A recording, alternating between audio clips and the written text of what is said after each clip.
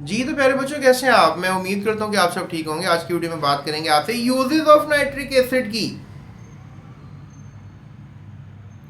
अच्छा, मुझे कमेंट में बताएं कि इस तेजाब को, नाइट्रिक एसिड को, उर्दू में क्या कहते हैं।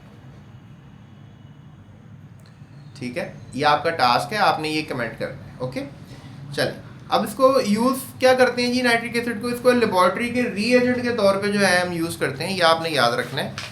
इसके अलावा हम इसको यूज़ करते हैं as a manufacturer of nitrogen fertilisers, यानी कि नाइट्रोजन के फर्टिलाइजर्स अगर हमने बनाने हैं तो हमने नाइट्रिक एसिड का यूज़ करना है। अब आपने मुझे कमेंट करना है कि कौन से फर्टिलाइजर्स हम बना सकते हैं। ठीक है, इसके अलावा मैन्युफैक्चरिंग ऑफ एक्सप्लोजिव्स आप बना सकते हैं नाइट्रिक एसिड की मदद से। अब आपने मुझे कमेंट करना है कि कौन से एक्सप्लोजिव मादे जो हैं वो ज़्यादातर नाइट्रिक एसिड से बनाए जाते हैं, और मैं आपकी कमेंट्स का डेस्परेटली वेट कर रहा हूँ इस वीडियो में।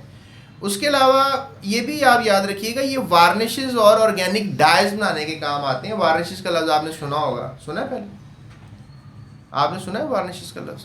वार्निशेस ये होते हैं, जो लकड़ी होती है ना, ये लकड़ियों के जो पेंट होते हैं, इसको वार्निश कहते हैं। तो इसको बनाने के लिए भी हम नाइट्रिक एसिड का यूज़ करते हैं। और ऑर्गेनिक डाइज का मतलब है कि जो आपके कपड़ों का जो कलर है, ये कपड़ों के कलर बनाने के लिए भी हम नाइट्रिक एसिड का इस्तेमाल करते हैं। ठीक है, तो बस ये छोटी सी वीडियो थी जिसमें मैंने आपसे बात करनी थी about the uses of nitric acid. तो ये 4 यूजेस हैं, फिलहाल आप यही याद कर लें। So that's it, thank you so much. Next video में हम बात करेंगे फॉस्फोरस और उसके कंपाउंड्स की।